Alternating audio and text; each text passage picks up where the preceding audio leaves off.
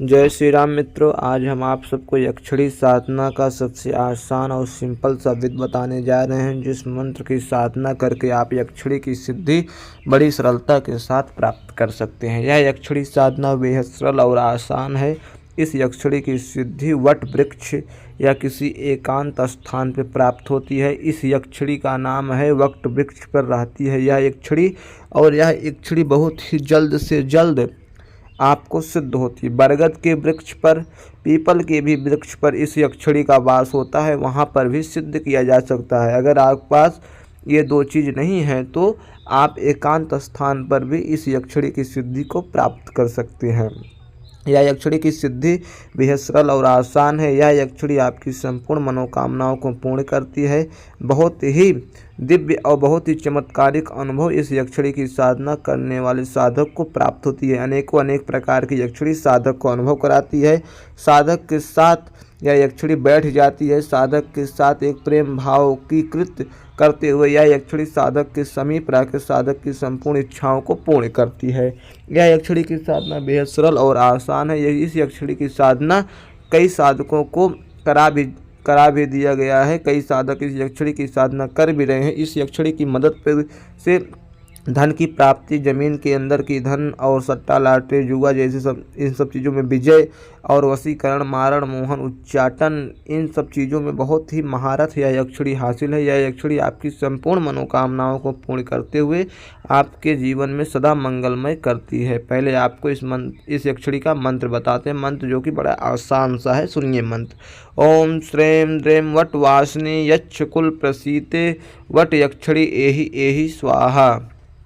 दोस्तों, आपकी स्क्रीन पे मंत्र दिखाई पड़ रहा है, वहाँ से मंत्र को आप याद कर लीजिए। मंत्र बेहद सरल और आसान है।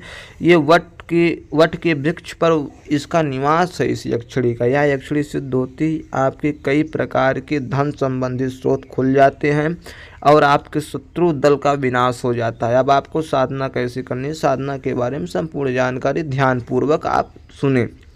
इस यक्षिणी की साधना करने वाले साधक को सर्वप्रथम सबसे पहले वह साधक शुद्ध पवित्र हो के ब्रह्मचर्य का पालन करते हुए 7 दिनों तक उस यक्षिणी की साधना के लिए वट वृक्ष के समीप जाए। अगर वट वृक्ष ना हो तो वह किसी एकांत स्थान का चुनाव करे। वहाँ पर इस यक्षिणी की साधना के लिए आप उत्तर की तरफ मुख करके सफ़ेद रंग के वस्त्र को धारण करके सफ़ेद रंग के आसन पर बैठकर सफ़ेद रंग की मिठाई और चमेली का इत्र अपने पास रखें और इस यक्षिणी के लिए अनेक प्रकार के अपनी इच्छा अनुसार जो भी आपके पास धन हो उस धन से इस यक्षिणी के लिए फल फूल या मिठाई जैसी इत्यादि चीज़ों को अपने इस भोग लगाने के लिए इस यक्षिणी को रख सकते हैं आप। इसके बाद इस यक्षिणी के मंत्र का जप करना है। मंत्र का जप 11 माला करना है। 11 माला मात्र जप करने मात्र से यह यक्षिणी व साधक के सम्मुख 7 दिनों के अंदर आ जाती है। साधक के ये प्रेमिका रूप में या मित्र रूप में सिद्ध होती है। साधक चाहे प्रेमिका रूप में सिद्ध करे चाहे मित्र रूप में सिद्ध करे। प्रेमिका रूप में सिद्ध होकर साधक की संपूर्ण मनोकामनाओं को पूर्ण करते हुए साधक के साथ जीवन भर व्यतीत करती है और साधक को एक चिरंजीवी और लंबे वक्त तक साधक इस यक्षिणी की साधना करके जीवित रहता है।